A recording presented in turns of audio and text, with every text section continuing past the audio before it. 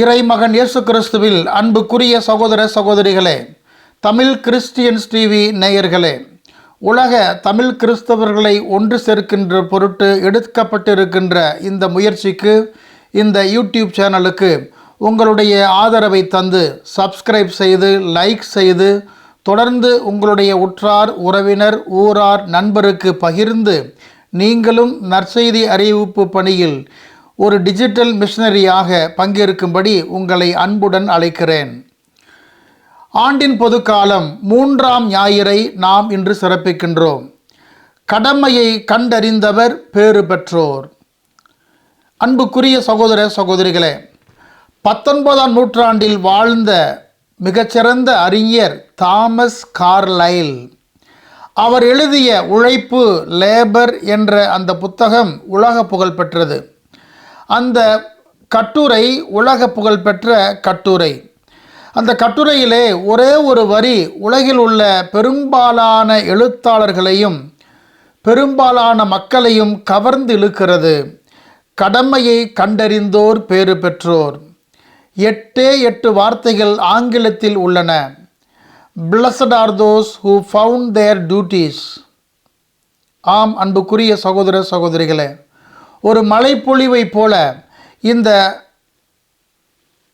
சொல்லாடல் எல்லா மக்களையும் கவர்ந்து இழுக்கின்ற ஒரு சொல்லாடலாக, எல்லோரையும் உந்தி தள்ளுகின்ற ஊக்கப்படுத்துகின்ற ஒரு சொல்லாடலாக அமைந்திருக்கிறது. கடமையை கண்டு அறிந்தவர் பேறு பெற்றோர். ஆம் அன்புக்குரிய சகோதர சகோதரிகளே, கடமை நமக்கு கொடுக்கப்பட்டிருக்கிறது. அறிஞர் அண்ணா தமிழகத்தை வரையறுத்த போது தமிழக மக்களுக்கென்று கொடுத்த மிக சிறந்த 3 வார்த்தைகள் இதுதான்: கடமை, கண்ணியம், கட்டுப்பாடு. இதில் கடமை என்பது முன்னிலை வகிக்கிறது. கடமை மிக முக்கியமான அடித்தளம். ஒரு சமுதாயத்தை, ஒரு தனி மனிதனை பக்குவப்படுத்துகின்ற வளர்த்தெடுக்கின்ற ஒரு பண்புதான் இந்த கடமையை கண்டறிகின்ற பண்பு. ஒவ்வொரு மனிதருக்குள்ளும் ஒரு கடமை ஒளிந்திருக்கிறது. அந்த கடமையை கண்டறிந்தவர் வாழ்விலே ஆசீர்வதிக்கப்பட்டவர். அவர் மிகுந்த பேறு பெற்ற மனிதர். கடமைகளே இல்லாத மனிதர் எவரும் இல்லை. சும்மா சும்மா என்ற மனநிலை எவருக்கும் இருக்கக்கூடாது. ஒரு குடும்பத்தில், ஒரு சமுதாயத்தில், ஒரு தனி மனித வாழ்வில் கடமை என்பது எல்லோருக்கும் இருக்கிறது. எல்லோரும் ஏதோ ஒரு வகையில் கடமையால் கவர்ந்திழுக்கப்படுகின்றோம். கடமையை கண்ணாக கொண்டு நாம் செயல்பட அழைக்கப்படுகின்றோம். ஒரு வரலாறு உருவாக்கப்பட இந்த கடமையை கண்டறிகின்ற நுண்ணறிவு எல்லா மனிதருக்கும் தேவைப்படுகிறது. கடமையை கண்டறிந்த மனிதன் ஆசீர்வதிக்கப்பட்டவன். அவனது காலம் தன் கருவறையிலேயே அவனை எந்நாளும் சுமக்கும். குடும்பத்திற்கு, சமுதாயத்திற்கு, தனிப்பட்ட வாழ்விற்கு இந்த கடமை என்பது மிக முக்கியமான பங்களிப்பை தருகிறது. அன்புக்குரிய சகோதர சகோதரிகளே, இன்றைய இறை வார்த்தையை மேலோட்டமாக பார்க்கிற போது அது ஏதோ யாருக்கோ சொல்லப்பட்டது போல தோன்றும். ஆனால் உற்று நோக்கி உள்வாங்குகிற போது அது எனக்கு தனிப்பட்ட விதத்திலே கடவுள் சொல்லுகின்ற வார்த்தையாக இருக்கிறது. இன்றைய முதல் வாசகம் மிக அருமையான வார்த்தைகளை, அருமையான நினைவுகளை கொண்டிருக்கின்ற வாசகம். நெகேமியா இறைவாக்கினர் அவர் அவ்வளவு பேரன்போடு அந்த பதிவை மேற்கொள்ளுகின்றார். பாபிலோனிய அடிமைத்தனத்திற்கு பிறகு எருசலேம் வந்த இஸ்ராயல் மக்கள் மீண்டும் தங்களுடைய வாழ்வை கட்டமைக்கிறார்கள். இறைவாக்கினர் நெகேமியா தலைமையில் மீண்டும் இடிபாடுகளுக்கிடையே அந்த புதிய ஆலயத்தை கட்ட முற்படுகின்றார்கள். அவருக்கு உறுதுணையாக எஸ்ரா திருச்சட்ட அறிஞர் இருக்கின்றார். அவரும் மக்களை ஒழுங்குபடுத்துகின்றார், சமுதாயத்தை வரையறைப்படுத்துகின்றார்.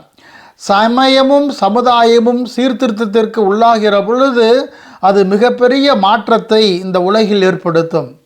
ஆகையால் தான் ஒருபுறம் சமய ரீதியில் நெகேமியா, சமுதாய ரீதியில் எஸ்ரா இருவருமே ஒரு புதிய இஸ்ரேலை கட்டமைக்கின்றார்கள். சட்டங்கள் ஒரு சமுதாயத்திற்கு மிக மிக அடிப்படை. சட்டங்கள் இல்லாத சமுதாயம் காட்டு மிராண்டி சமுதாயமாக மாறிவிடும்.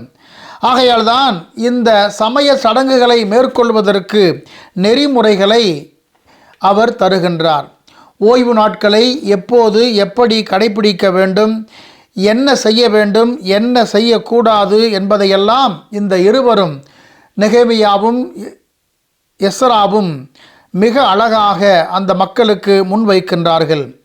அதற்கு அந்த மக்கள் ஆமன் என்று பதில் சொல்லுகின்றார்கள். அப்படியே ஆக கடவது என்று தங்களுடைய ஒப்புதலை அவர்கள் தருகின்றார்கள்.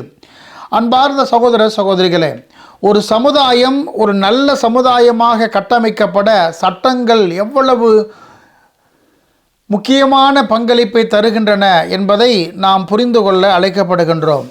இன்றைய 2ஆம் வாசகத்திலே ஒவ்வொரு கிறிஸ்தவருக்கான கடமை என்ன என்பதை புனித பவுலடியார் கொரிந்தியருக்கு எழுதிய முதல் திருமுகத்திலே சொல்லுகின்றார். அவர் ஓமை வழியாக, உடல் உறுப்புகள் வழியாக என்ன செய்ய வேண்டும் என்பதை அவர் மிக அழகாக வரையறுக்கின்றார்.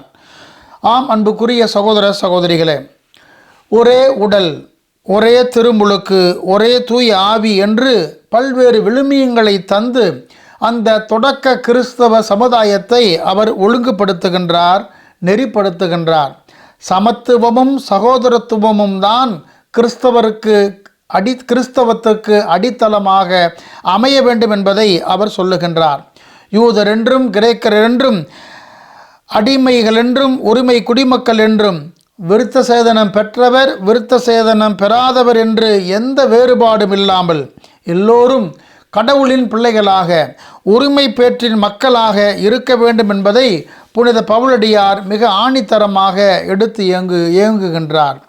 ஆம் அன்புக்குரிய சகோதர சகோதரிகளே, முதல் வாசகம் இஸ்ரேல் மக்களுக்கான கடமையை நிர்ணயிக்கிறது. இன்றைய 2ஆம் வாசகம் தொடக்க கிறிஸ்தவர்களுக்கான கடமையை மிக அழகாக கட்டமைக்கிறது. இன்றைய நற்செய்தியிலே ஆண்டவர் இயேசு தனக்கான கடமை என்ன என்பதை அவர் பட்டியலிட்டு காட்டுகின்றார்.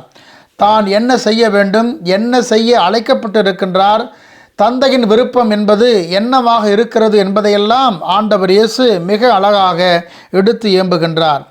அன்புக்குரிய சகோதர சகோதரிகளே, அவர் தன்னுடைய கடமைகளின் பெட்டகத்தை அவர் எல்லோருக்கும் முன்பாக பகிரங்கமாக பிரகடனப்படுத்துகின்றார். இயேசு தன் கடமை என்ன என்பதை கண்டறிந்து எந்த ஒரு தடுமாற்றமும் இல்லாமல், எந்த ஒரு இடர்பாடும் இல்லாமல் முன்னோக்கி செல்லுகின்றார். ஆண்டவர் இயேசுவினுடைய இந்த தெளிவான இலக்கு நோக்கிய பயணம் என்பது இங்குதான் தொடங்குகிறது. நாம் யோர்தான் நதியிலே ஆண்டவர் இயேசு திருமுழுக்கு பெற்ற அந்த விழாவை கொண்டாடியதிலிருந்து அவருடைய களப்பயணம், களப்பணி எப்படி இருக்கிறது என்பதை ஒவ்வொரு வாரமாக நாம் அறிய முற்படுகின்றோம். ஆம் அன்புக்குரிய சகோதர சகோதரிகளே, எசாயா இறைவாக்கினர் 61ஆம் அதிகாரம் 1 முதல் 2 வரை உள்ள சுருளேட்டில் சுருக்கமாக சொல்லியதை ஆண்டவர் இயேசு தன் கடமையினுடைய பெட்டகமாக அவர் கட்டமைக்கின்றார். இங்கே அந்த மக்கள் யார் என்பதை அவர் மிக தெளிவாக வரையறுக்கின்றார். அந்த மக்களுக்கான தனது பணி என்ன என்பதையும் அவர் இலக்கு நோக்கிய பயணத்திலே தெளிவுபடுத்துகின்றார். அன்புக்குரியவர்களே, ஒடுக்கப்பட்டோர், உள்ளமுடைந்தோர், சிறைப்பட்டோர், கட்டுண்டோர், துன்புற்று துயருற்று அழுவோர் என்று அவர் சமுதாயத்தினுடைய விளிம்பு நிலையிலே இருக்கின்ற மக்களை மிக அழகாக, லட்சியமாக அவர் அடையாளப்படுத்துகின்றார். அவர்கள்தான் தனது இலக்கு மக்கள் என்பதை ஆண்டவர் இயேசு மிக அழகாக எல்லோருக்கும் பகிரங்கமாக சொல்லுகின்றார். இங்கே அவர் யார் பக்கம் இருக்கிறார் என்பதை நம்மால் புரிந்து கொள்ள முடிகிறது. அன்புக்குரியவர்களே, ஒடுக்கப்பட்டோர் என்றால் அவர்களை ஒடுக்கிய மக்கள் இருக்கிறார்கள். உள்ளம் உடைந்தோர் என்றால் அந்த உள்ளங்களை உடைத்த மக்கள் இருக்கிறார்கள். சிறைப்பட்டோர் என்றால் அவர்களை சிறைக்கு ஆளாக்கிய, அவர்களை குற்றம் செய்ய தூண்டியவர்கள் அல்லது அநியாயமாக பழி சுமத்தி சிறையில் அடைத்தவர்கள் இருக்கிறார்கள். கட்டுண்டோர் என்றால் அவர்களை கட்டிய மக்கள் இருக்கின்றார்கள். துயருற்றோர் என்றால் அவர்களை துயரத்திற்கு உள்ளாக்கிய மக்கள் இருக்கின்றார்கள். ஆக எல்லா வகையிலும் அவர் இந்த ஒடுக்கப்பட்ட, உள்ளம் உடைந்த, சிறைப்படுத்தப்பட்ட, கட்டுண்ட, துயருற்ற மக்களுடைய பக்கமாக அவர் இருக்கின்றார். தனது கடமை என்ன என்பதை அவர் மிக அழகாக அறிந்திருக்கின்றார். ஆம், அன்புக்குரிய சகோதர சகோதரிகளே, கடமையை கண்ணாக கொண்டவர் பேறு பெற்றோர். தன் கடமையை கண்டறிந்தவர் பேறு பெற்றோர். இந்த வாழ்க்கை என்பது லட்சியங்களால் கட்டமைக்கப்பட்டது, இலக்குகளால் நிர்ணயிக்கப்பட்டது. ஒவ்வொரு மனிதருமே அந்த இலக்கை நோக்கி ஓட அழைக்கப்படுகின்றோம், அடியெடுத்து வைக்க அழைக்கப்படுகின்றோம். அந்த பாதையிலே சிரமங்கள் ஏற்படலாம், துயரங்கள் நம்மை தாக்கலாம், சிராய்ப்புகள் ஏற்படலாம், பழி நம்மீது வீணாக சுமத்தப்படலாம், பலர் நம்மை பரிகசிக்கலாம், நம்மை வெறுக்கலாம், ஒதுக்கலாம், நாம் முன்னேற விடாதபடி நம்மை தடுக்கலாம், நம்மீது தவறான குற்றச்சாட்டுகளை முன்வைத்து சேற்றை வாரி இறைக்கலாம். எல்லா நிலைகளிலும் நாம் தளர்ந்து போகாமல் இலக்கு நோக்கி ஓட அழைக்கப்படுகின்றோம். ஆண்டவர் இயேசு கடமையை கண்டறிந்த மனிதராக, இலக்கு நோக்கி ஓடுகின்ற மனிதராக அவர் இருந்தார். எல்லா மக்களையும் அவர் அள்ளி அரவணைத்தார். எல்லோருக்கும் தமது அன்பை அவர் வெளிப்படுத்தினார். எல்லோருக்கும் தனது தந்தையின் திருவுள்ளத்தை வெளிப்படுத்தினார்.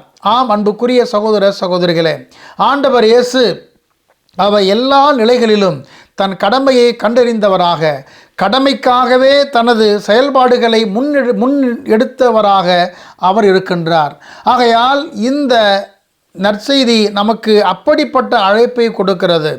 பொது காலத்தினுடைய அல்லது புதிய ஆண்டினுடைய தொடக்கத்தில் இருக்கின்ற நமக்கு, இந்த ஜூபிலி ஆண்டிலே தொடக்கத்தில் இருக்கின்ற நமக்கு இந்த இலக்கு நோக்கிய பயணம், லட்சிய பயணம் நமதாக வேண்டும். ஆகையால் தான் திருத்தந்தை இந்த எதிர்நோக்கின் திருப்பயணிகளாக நம்மை அடையாளப்படுத்துகின்றார்.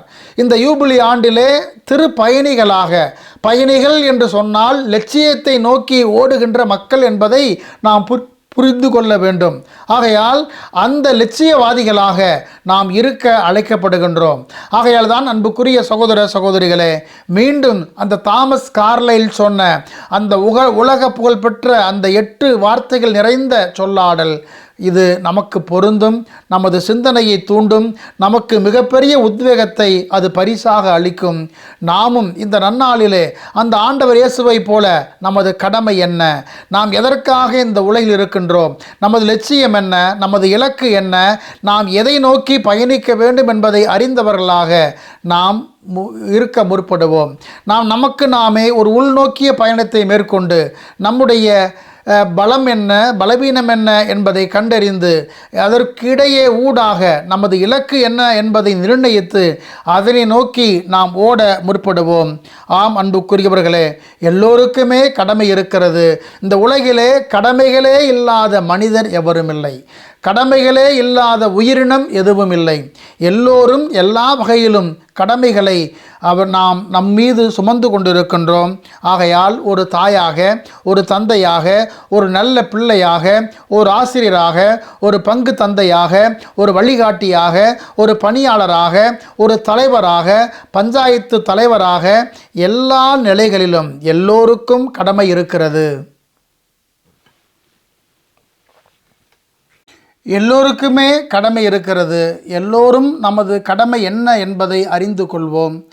கார்டினல் மெர்சியர் எழுதிய அழகான தூயாவி பாடலில், ஓ பரிசுத்த ஆவியே, என் ஆன்மாவின் ஆன்மாவே, என் கடமை என்னவென்று எனக்கு காட்டும், அதில் கருத்தாய் நிலைத்திட என்னை தூண்டும் என்று ஜெபிப்பது போல நாமும் இன்றைய திருவழிபாட்டிலே, இயேசுவே, என் கடமை என்ன என்பதை எனக்கு கற்பியும் என்று கேட்போம். நாமும் நமது கடமையை அறிந்து கொள்வோம். நல்ல அறிவார்ந்த, செறிவு நிறைந்த, பொருள் நிறைந்த கிறிஸ்தவ வாழ்வை வாழ்வோம். அதைத்தான் இன்றைய முதல் வாசகம், இன்றைய 2ஆம் வாசகம், இன்றைய நற்செய்தி நமக்கு அழைப்பாக விடுக்கிறது. இறைவன் உங்களையும் உங்கள் குடும்பங்களையும் நிறைவாக ஆசீர்வதிப்பாராக. ஆமென். யூடியூப் சேனலுக்கு சப்ஸ்கிரைப் செய்து இந்த வீடியோவை லைக் செய்து உங்களுடைய உற்றார் உறவினர், நண்பர்கள் மற்றும் ஊராருக்கு இந்த காணொளியை பகிர்ந்து அனைவரும் ஆதரவு தர உதவும்படி உங்களை அன்புடன் வேண்டுகின்றேன்.